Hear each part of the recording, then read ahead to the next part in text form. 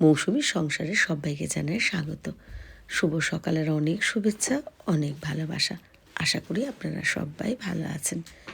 পুরো ভিডিও দেখার অনুরোধ রইল সবার কাছেই। ভালো লাগলে একটা লাইক, কমেন্ট আর একটা শেয়ার করে দেবেন। এটা কিন্তু দেখছেন আপনারা গতকালকে বুধবারের ভিডিও। তো বুধবার বাড়ির থেকে টুকটাক কাজ সেরে চা খেয়ে আর আমি চলে গেছি কিন্তু আমার বাপের বাড়ি বিশালপাড়া। তো ওখানে বৌদি রান্না করছে, একটু শেয়ার করছি, আর আমি একটু টিফিন খেলাম, তারপর ওষুধ খেলাম, তারপরে আমি একটা শশা নিয়ে বসেছি খেতে। আর এই যে আপনাদের রীতিশাও এসে গেছে। এবার ওর মুডের অনুযায়ী যখন ও ক্যামেরা অন করি, কোনো সময় মুড থাকলে চলে আসবে, আবার কোনো সময় মুড না থাকলে বলবে শুধু ফটো ফটো ফটো, আবার অনেক সময় মজাও করে।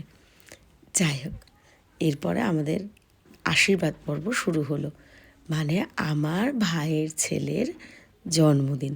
যদিও হ্যাঁ, আমাদের মানে বাপের বাড়ির এক আত্মীয় মারা গেছেন, তাই জন্য ওরকম আয়োজন হবে না, যেমন ধান দ্রব্য দিয়ে আশীর্বাদও করবে না, কিন্তু একটু পায়েস খাইয়ে দিচ্ছে, মানে তাদের অনুযায়ী তাদের মতন করে আমার ভাইয়ের ছেলের জন্মদিন পালন করা হচ্ছে। আমরা সবাই একটু আশীর্বাদ করে নিচ্ছি। আর একটা কথা, মজার কথা বলে নিই একবারে, মানে এটা তো গতকালকে বুধবার, মানে 15 তারিখ, আজকে বৃহস্পতিবার 16 তারিখ। আজকে কিন্তু আমার দাদার ছেলের জন্মদিন। আবার 17 তারিখ কালকে, সেটা হচ্ছে আমার ভাইয়ের মেয়ের জন্মদিন। যেহেতু আমি আর এই দুদিন যাব না, ওই জন্য এই জন্মদিনগুলো আমি ফেসবুক মৌসুমী বড়াল ঘোষে ওদের জন্য পোস্ট করে দেব, আর একটু ফোনে সবাইকে আশীর্বাদ করে দেবো। যাবো না কারণ আমার শরীরটাও ভালো নেই। তো ঋষিরও এইদিকে আবার স্কুল নিতে হবে দুদিন, ওর অনুষ্ঠান আছে, আমি ডাক্তারের কাছে যাব আজকে বৃহস্পতিবার। তো এই কারণে আমি বৌদিকে বললাম যে বৌদি, আমি আর এই দুদিন আসবো না। তো যেহেতু আমার শরীরটাও খারাপ, বৌদি বলল ঠিক আছে, তাহলে না আসলেও হবে। তাই আমি একবারেই কিন্তু সবাইকে আশীর্বাদ করে সবাইকে একটু টাকা দিয়ে দিয়েছি। আসলে কিনে ওদেরকে দিয়ে দিই, ওরা কিনে নেয় গিফটে, বা আমিও কিনে দিই। তা জিজ্ঞেস করে এবার আর সেগুলো পারিনি, কারণ শরীরটা তো খুবই খারাপ। এই যে সব কচি কাচারা একটু খেতে বসেছে, আর বৌদি সবাইকে দিয়ে দিচ্ছে। আর ঋষি তো জানেন পেটুরা, ওর মামির থেকে এই দিন এই দিন। আর এই যে আমার, ওই যে দেখেছেন বলছে আমার ফটো, মানে এখন জলটা খাচ্ছে তাও ফটো। তারপরে রীতিশার খাওয়া হয়ে গেছে, ও যে ওষুধ খেয়ে নিয়েছে, তারপরে জল খাচ্ছে বসে। এই যে এই কেকটা ও দিদি নিয়ে এসেছে, তো রিম্পা দিদি, এইবার কেক কাটিং পর্ব হবে। তো আমি আবার একটু এখান থেকে সরে গেছিলাম, এটা বৌদি পাঠিয়ে দিয়েছে, কারণ ওই স্কুল থেকে ঋষির স্যার ফোন করেছিলেন, অনেক দিন যাচ্ছি না একটু, তাই জন্য স্যার ফোন করেছিলেন, আমি আবার একটু ভেতরে চলে গেছিলাম। তো বৌদিকে বললাম তুমি একটু এটা তুলে দাও। এরপরে কেক কাটা, কেক খাওয়া অনেকটা, ওরা তো সব ছাদে খেলছে, উড়ি করছে। আমি একটু মায়ের সাথে বেরোলাম। দেখেছেন লঙ্কা গাছ কত নেতানো, মানে কীরকম বলে না, লতানো গাছ, কত গ্রিলটা বেয়ে বেয়ে উঠে গেছে। আমি জানি না আপনারা দেখেছেন কি না, আমি সত্যিই বলছি, আমি কিন্তু এইরকম লতানো লঙ্কা গাছ এই প্রথম দেখলাম। তার মানে নেই বা কিছু ওরকম বলছি না, মানে আমি প্রথম দেখলাম এরকম লতা। দেখুন আমাদের গ্রিলের ভেতরে কতটা ঢুকে গেছে। তো মা আগে প্রচুর ফুল গাছ, সবজি এসব টুকটাক লাগাতো, এখন পারে না। ওই গত বছর সেই ডায়রিয়া হওয়ার পর থেকে মায়েরও শরীরটা ভেঙে গেছে, আর পারে না, বয়সও হচ্ছে, আর কি করবে। তাও ওই নেশা তো, আবার ঠান্ডা লেগেছে, একটু টুপি পরে নিয়েছে, চাদর গায়ে দিয়ে নিয়েছে। মায়েরও আজকে আমি ছাদে বসে একটা কাজ করে দিলাম, ওই অ্যালোভেরা গাছটা এত বেড়ে গেছিলো, ওগুলোর আর ভিডিও নিইনি। তো আমরা অনেকটা টাইম কাটিয়ে আমরা এবার নববারাকপুর ফিরে আসছি। দেখেছে ঋষি, আমি সবসময় বলি না, আপনারা তো ভাবেন যে ও বড় হয়েছে এরকম, না, ও এখনও বড় হয়নি, ছোটই আছে।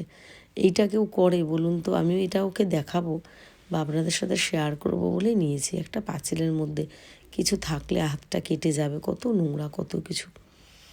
যাই হোক, এরকমভাবে ও কবে বড় হবে সেই অপেক্ষায় বসে আছি। আবার আপনাদেরকে তো কিছু বলা যায় না, পরিচিত মানুষ ফেসবুক হোক, রাস্তাঘাট হোক, কিছু নিয়ে বললে আমি উঠে 2-4টা বকা খেয়ে যাই। তো এই জন্য চুপচাপ থাকাই ভালো। আর না হলে মাঝে মাঝে এরকমভাবে আপনাদের সাথে আমি শেয়ার করব, যে আমি যে বলি ঋষি বড় হয়নি, সেটা আপনারা তাহলে বুঝতে পারবেন যে হ্যাঁ, ঋষির মা ঠিক কথাই বলছে। তো তো এইবার কিন্তু সন্ধ্যা প্রায় 7:15 মতন বাজে। আমরা বেরিয়ে গেছি রেডি হয়ে, ঋষিকে পড়তে দিতে যাচ্ছে, আজকে পড়া আছে। তো আমি দিতে যাচ্ছি, দু একটা কাছাকাছি বা দিনের বেলা যেগুলো পারে বুঝি সেরকম হলে আলাদা কথা, কিন্তু না হলে কিন্তু আমি দিতে যাই। যদিও সত্যি শরীরটা একদম ভালো লাগছিল না, তাও দেওয়া নেওয়া এসব তো চলতেই থাকছে। দুটো বেগুন এনে রেখেছিলাম, একটু না বেগুন পোড়া খাওয়ার ইচ্ছা ছিল, তো এখন আর পোড়া করবো, একটু বেগুন পোড়া দিয়ে রুটি খাওয়ার ইচ্ছা ছিল, তা সেটা আর ভালো লাগলো না। তাই আমি কি ভাবলাম, পোড়ানে না ওটাকে মাখতে যাবে না। আর একটা কথা, টমেটো আর ধনে পাতা নেই, আমি এই দুটো মাখা দিয়ে খাবো বলেই পোড়াতাম। তো ভাবলাম যে থাক গিয়ে, তাহলে একটু বেগুনটা ভেজে ফেলি। তাই জন্য একটু বেগুনটা কেটে একটু নুন, চিনি আর হলুদ মাখিয়ে বেশ কিছুক্ষণ রেখে দেবো, তারপরে এটা ভাজবো। আর গরম গরম রুটি তো আমার এক পরিচিত আছে, আমি বলি, ও আমার মানে হাত চুটকি যেটা বলে, হেল্পিং হ্যান্ড বলতে পারেন, তো আমাকে রুটিটা এনে দেবে। অনেক সময় আমার হেল্প হয় এই টুকটাক কাজগুলোর জন্য। তো এই দেখুন আমি এটা ভালো করে মাখিয়ে রেখে দিচ্ছি। অল্প, সত্যি কথা বলতে কি, আমি না সব সময় যে চিনি দিয়ে মাখিয়ে এরমভাবে রেখে দিতে পারি বা রেখে দিই সেটাও হয় না। আমি কিন্তু এমনিই একবারে তাড়াতাড়ি করে মেখেও ভেজে নিই। তো আজকে একটু হাতে টাইম ছিল আর রুটি দিয়ে খাবো, তো ভাবলাম একটু স্বাদ হলে বেশ ভালোই লাগবে, খারাপ লাগবে না। তাই জন্য ওই দেখুন ওই কটা ভেজে ফেলেছি আর এইগুলো। আর ঋষি তো একদমই খেতে চায় না, তবে একদিন ওকে বলেছিলাম জোর করে যে তুই খেয়ে দেখ, ভালো না লাগলে আমায় দিয়ে দিস। তারপর থেকে দেখি আবার একটু খায়। আবার উপরের খোসাটা ঋষি যেমন একদম অনেকটা সমেত ফেলে দেয়, তো ওগুলোকে আবার ওকে আমি নিয়ে নিই। আমার তো ভীষণ ভালো লাগে।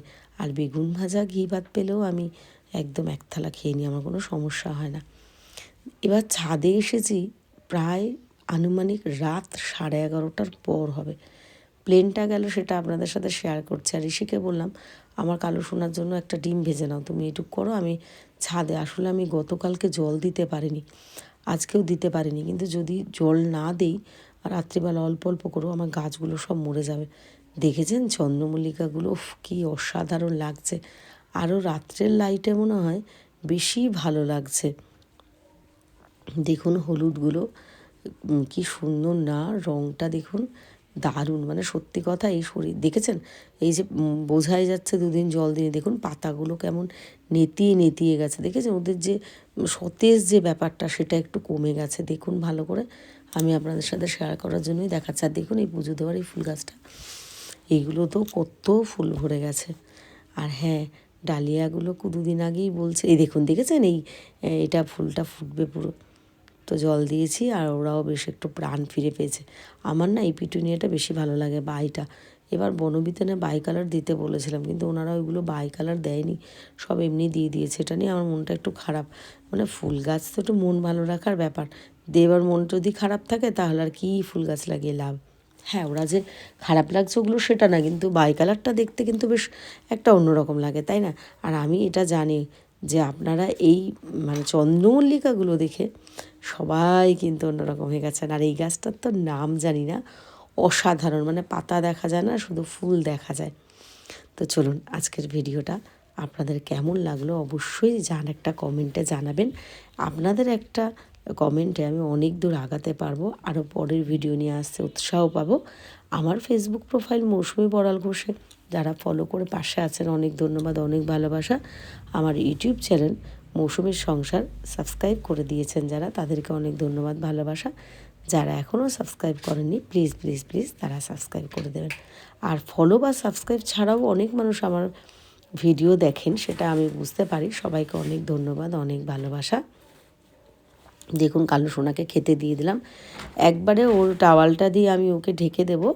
তো তাহলে আর মুখটা ঢাকবো না, যতটা পার্বণভাবে ঢেকে দেবো, আস্তে আস্তে খেতে থাক। এখন প্রায় 12টা বেজে গেছে। তো চলুন আজকের ভিডিওটা এখানেই শেষ করছি। সবাই ভালো থাকবেন, সুস্থ থাকবেন, শুভরাত্রি। চোখ রাখুন পরের ভিডিওতে।